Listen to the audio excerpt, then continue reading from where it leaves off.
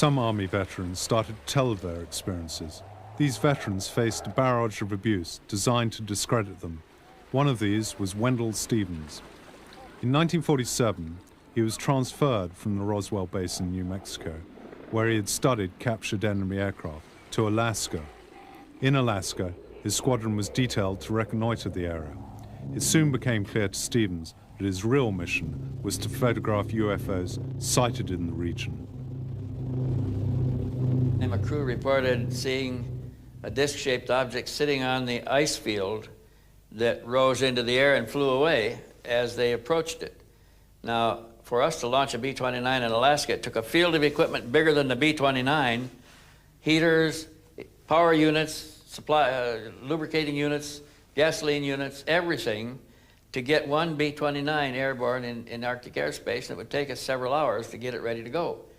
Here's an object that's sitting on the ice field with no support equipment that jumps into the air and flies away and leaves nothing behind it. Now that was, in our view, was an impossibility because there's no way we could approach anything like that. Then a report came in of seeing one emerge from below the water, sit on the water surface of the water for a moment, rise into the air, and then zip off, flying away. Another one at another time was reported to have descended into the water and disappeared. None of our aircraft could do any of that.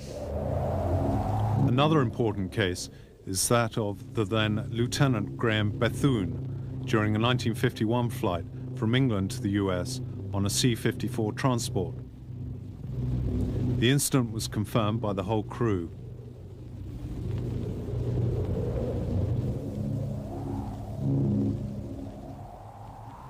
We began to see lights. There was a pattern of lights on the water, right on the water. And the size of this pattern of lights were really disturbing because it looked like many ships or aircraft carriers or what have you tied up in maybe a ring of lights. So we didn't know what was going on. We passed over the guard ship, which is a weather ship, which reports the weather to us, any ships in the area and this type of thing. So there was no ships in the area. There was no activity in the northern lights or aurora borealis. There was nothing plotted in the area, so it really, we wondered, well, what are we seeing? Maybe they're doing some secret type of recovery or something in the water. The next thing we saw was like a old small halo about 25 miles away. That halo came to us like that 25 miles, that fast. And of course, I disengaged the autopilot because the size of this thing, we couldn't see anything else out of the cockpit except that craft.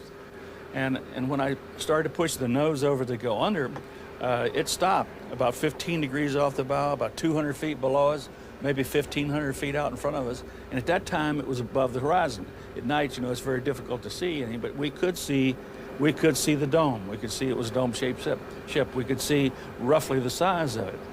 Then immediately it pulled away about 5 miles away at an angle and sat there and flew with us.